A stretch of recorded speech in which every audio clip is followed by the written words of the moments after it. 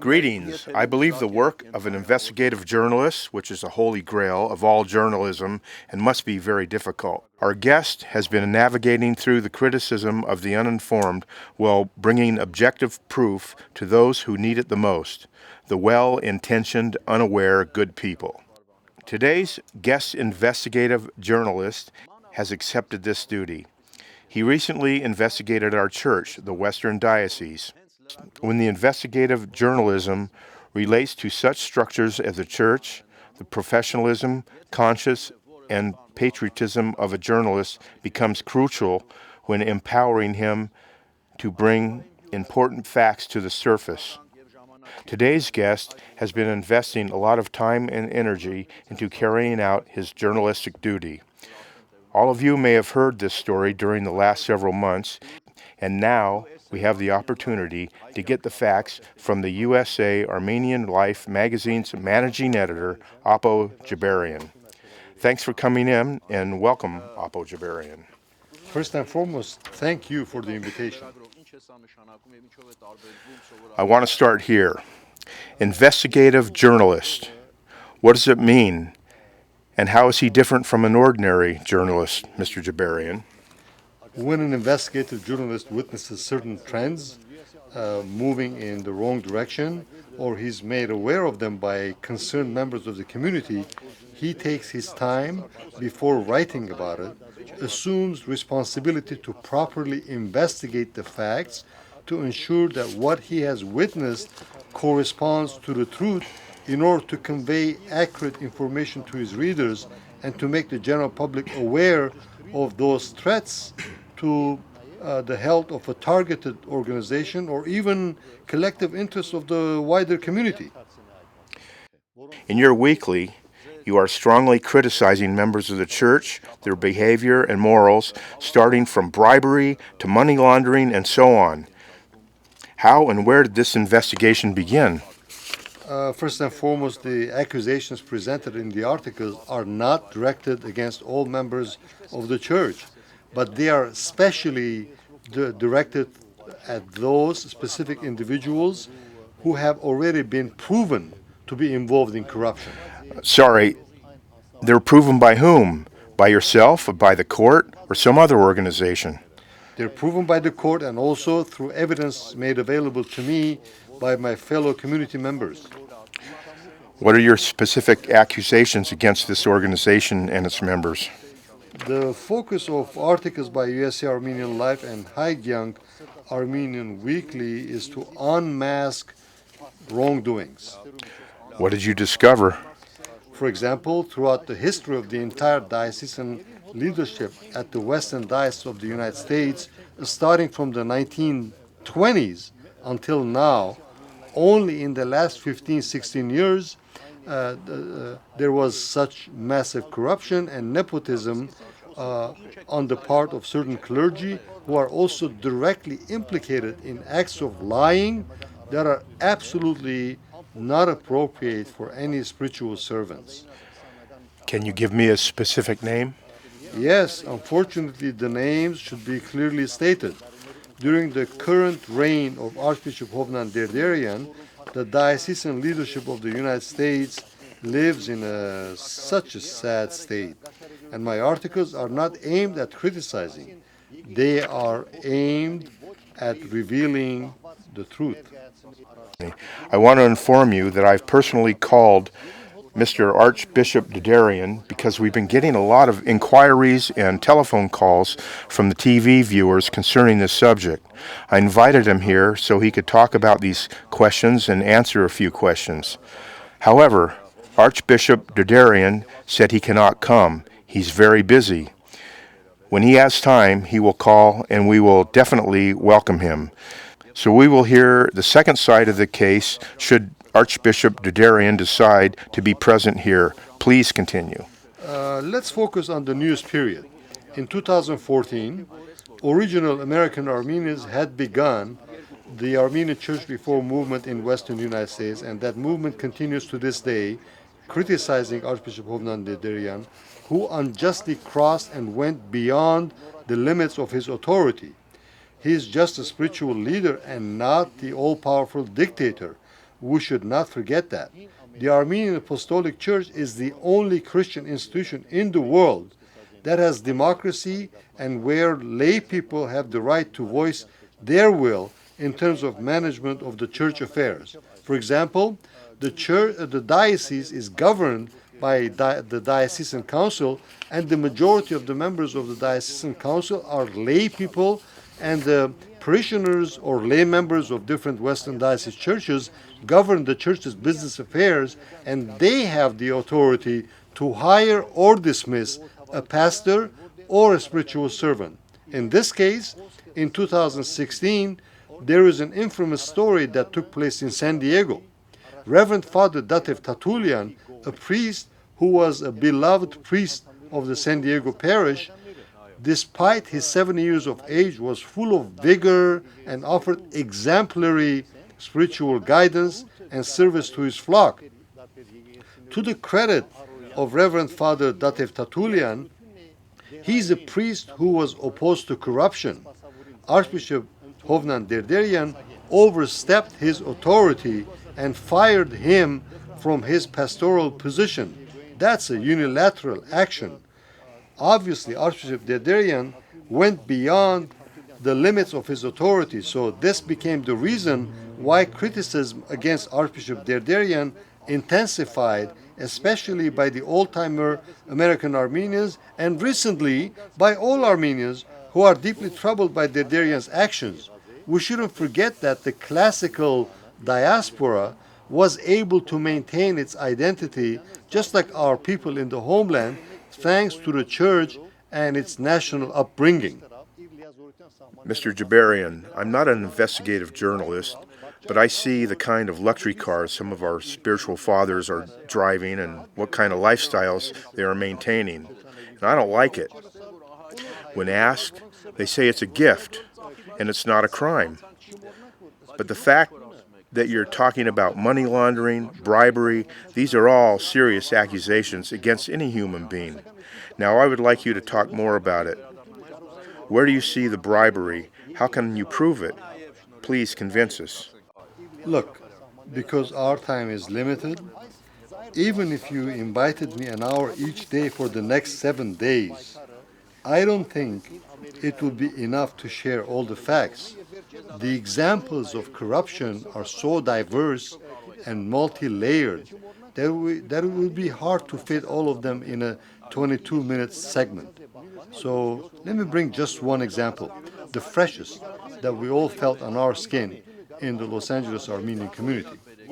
Independently from the many articles that I wrote or published during the past several months and years in USA Armenian Life and Haigyang Armenian Weekly, we're fortunate that in this particular instance, the victim, in this case Mr. Pedros Taglian, spoke up on the great injustice against him. We're talking about financial injustice? Not only financial, but also fraud.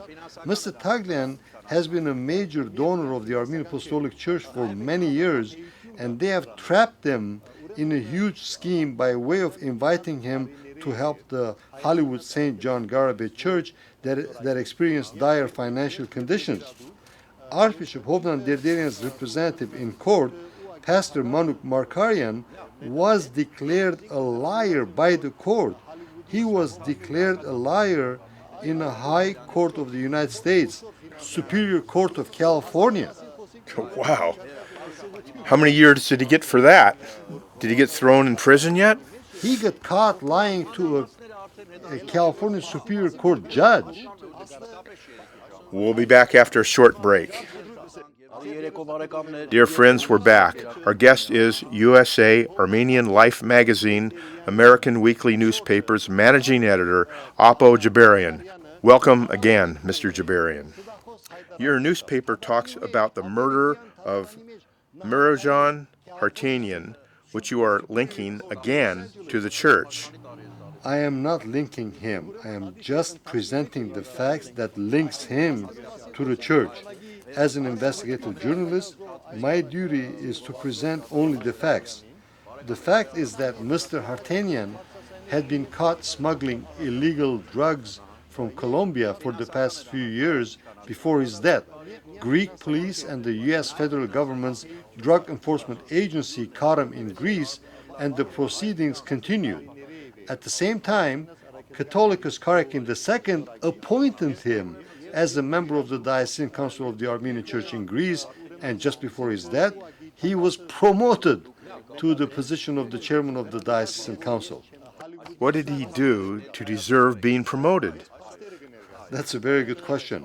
For many years, there were persistent information in circulation that the Catholicos of all Armenians, Karakin II, has been involved in money laundering, and the whole world knows that he is a money-hungry man and is also a womanizer. Of course, being interested in women is the right of any individual, but when you become a celibate priest and you take your vows, you have no right to have sex with any woman or someone else or even animals.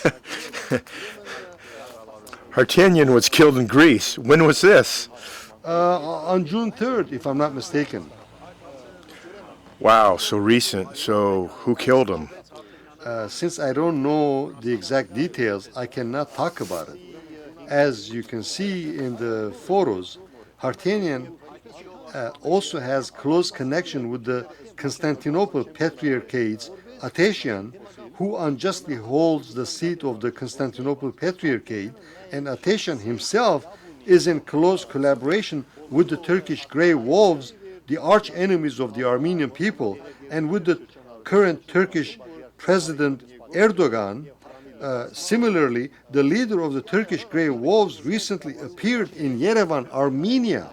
As you may see in this copy of USA Armenian Life, Attesian is seen with Karakin II, and the leader of the Turkish Grey Wolves is also seen with Karakin II on the upper left part of the next page, and Attesian himself is seen with President Erdogan of Turkey, and in the lower part, Attesian is seen with a fellow collaborator of Turkey, Archbishop Derderian.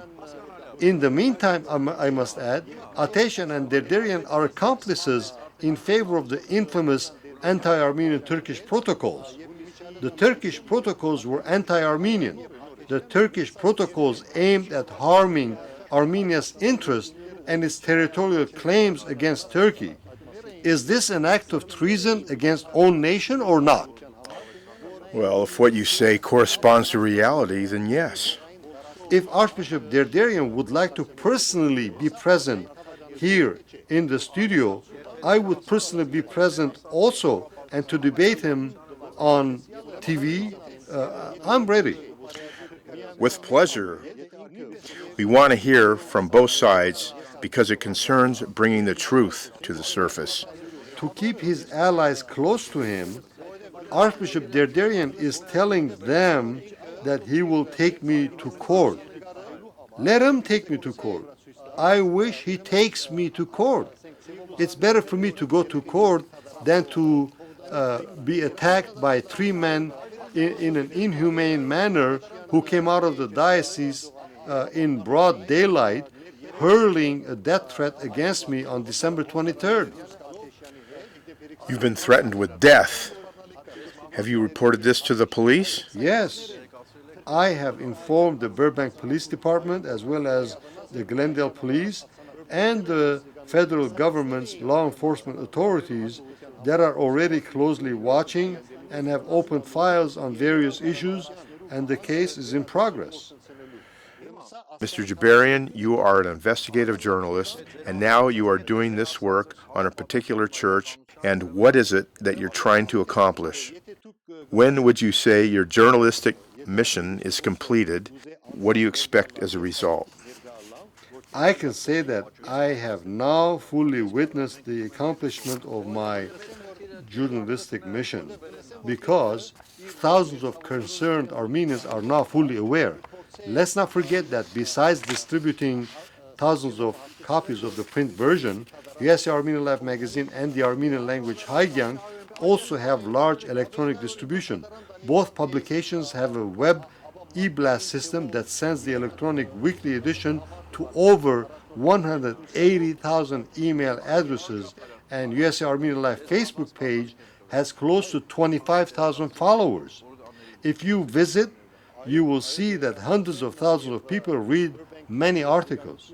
So my journalistic mission seems to have reached its goal, but it turns out that with each passing day, new information and evidence is being brought to my attention by people who are stepping forward. For example, recently there was such an information on the Ararat Home of Los Angeles, which is a completely independent organization that doesn't belong to any party or any church denomination. The founders are mostly the evangelical old-timer American Armenians, including late Governor Dukmejan and his followers.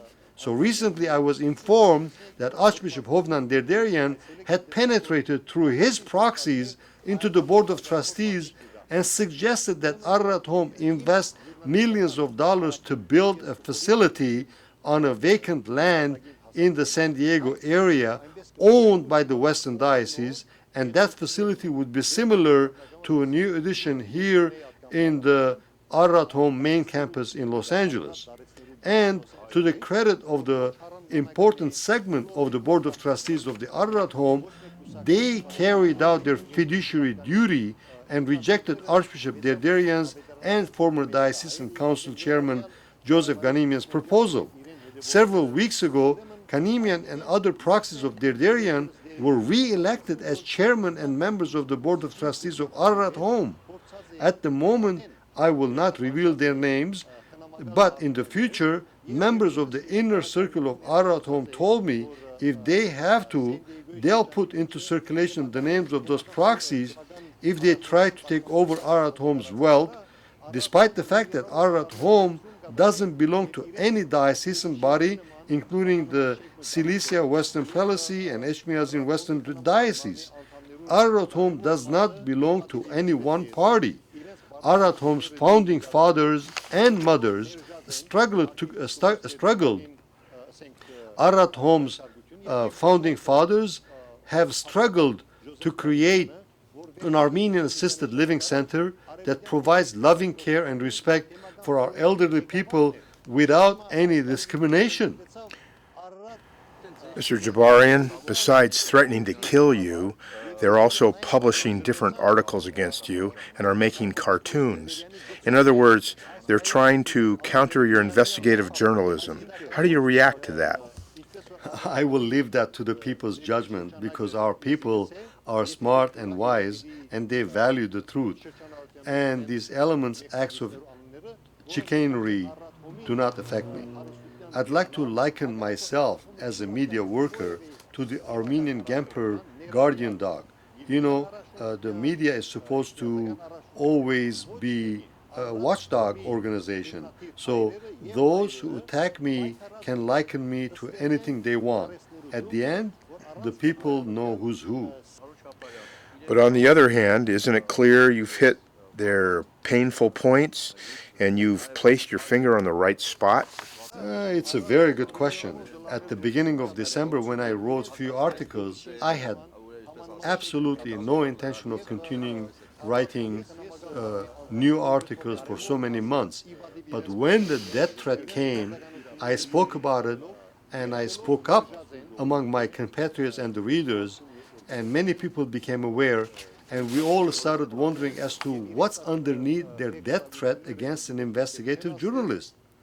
Let them hurl death threats against the entire Armenian people, because the Armenian people, by the thousands, are pursuing Armenian church reform and its liberation from the yoke of corrupted and abusive spiritual leaders at the hands of Archbishop Hovnan Derderian, Archbishop Yezras of Moscow, and Catholicos of all Armenians Karakin II of Echmiadzin.